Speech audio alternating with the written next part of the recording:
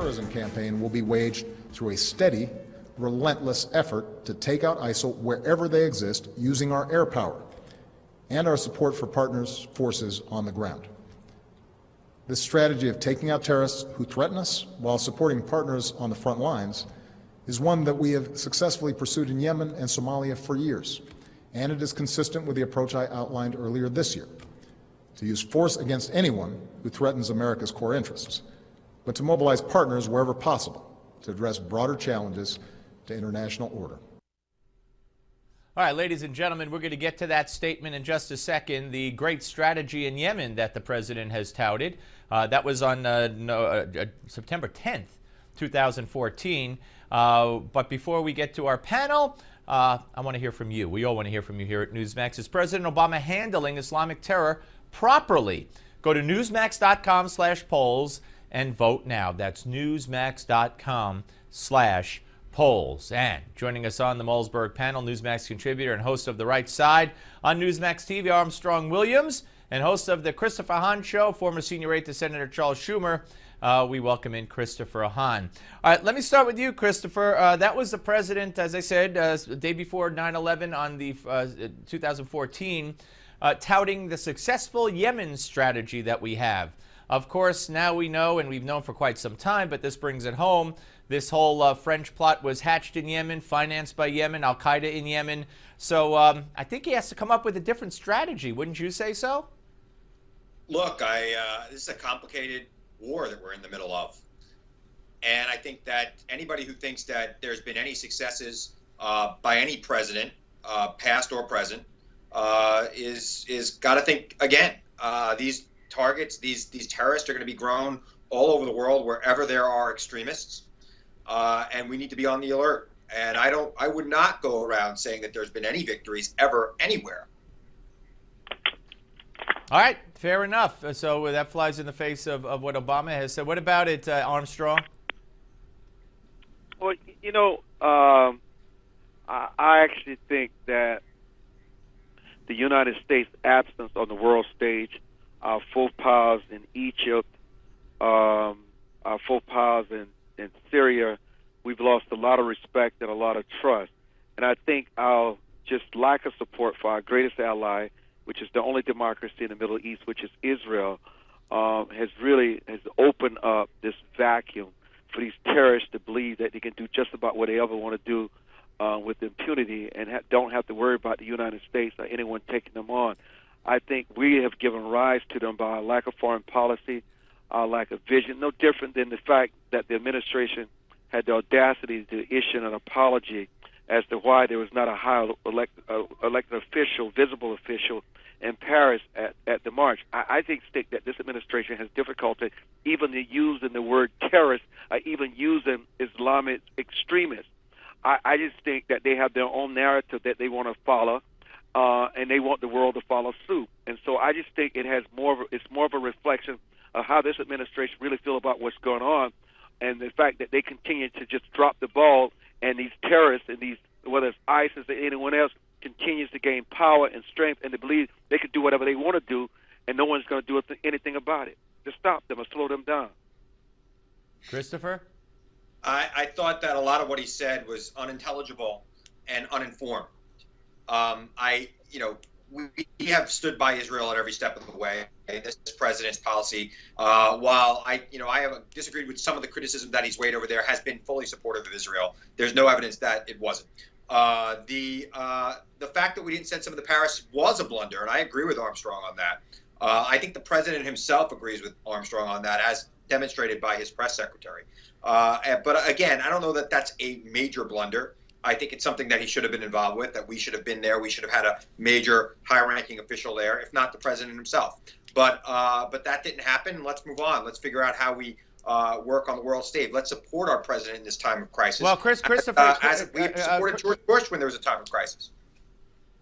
Christopher, when American citizens who are rabbis are butchered to death in a synagogue in Jerusalem, and you don't even say anything hardly about it and show no emotion, and then the French thing occurs and you hardly say anything about it and show no emotion, there's something seriously wrong with the message that sends to the rest of the world. No outrage, no heartfelt anger, nothing coming from that man. All right, we're coming back with segment number 2 of the Malzberg panel. We're going to talk more about this, and we're going to talk about something that Pat Buchanan had to say.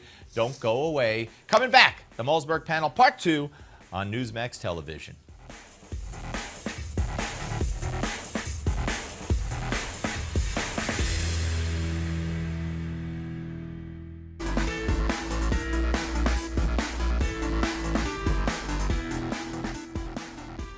All right, folks, we're back with Armstrong Williams, host of The Right Side on Newsmax TV, and also, of course, Christopher Hahn, host of The Christopher Hahn Show.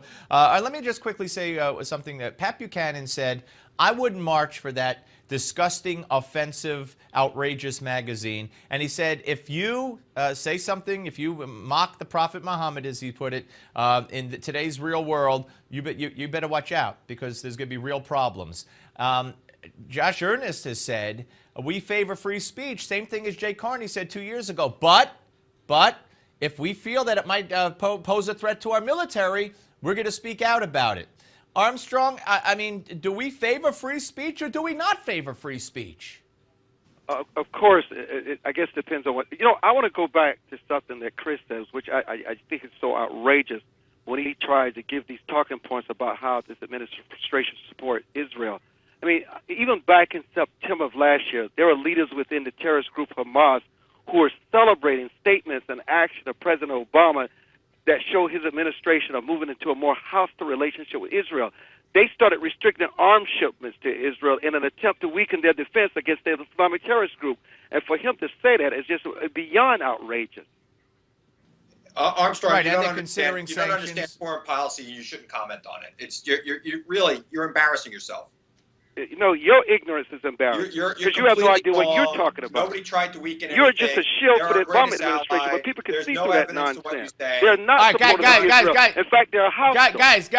Guys. Whoa, one at a time. Christopher, I was on the brink of saying something very similar to what Armstrong said, but I wanted to move it along. This man has given public sentiment. He's given the public relations view to the terrorists that he doesn't support Israel the way previous presidents have. He's said things. He's treated Netanyahu with disrespect. His administration has called up Netanyahu horrific names. And not only that, Armstrong's right, plus they're considering sanctions against Israel. They've said that the biggest impediment to peace is Israeli construction workers. When Mahmoud Abbas glorifies martyrs and terrorists, Obama says he's a statesman ready for peace. So don't give me that baloney that he's as big a supporter of Israel as anybody's ever been, Christopher. The only difference between this president and previous presidents is that he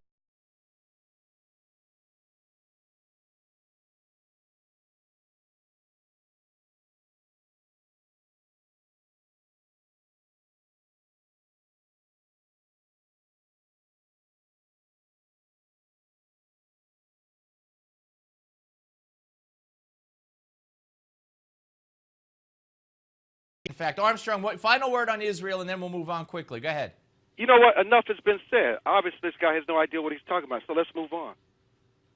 All right, let's move on here to Boehner and to the Republicans. The House today passed a Homeland Security bill that defunds Obama's immigration executive order. Christopher, what's going to happen? President vetoes it, of course, I would imagine, and then what? No, it's not even going to get to the president. It'll be filibustered in the Senate, and that'll be it. Good luck with that. I mean, I know that that's their plan. That's what they ran on, but they won't get that done.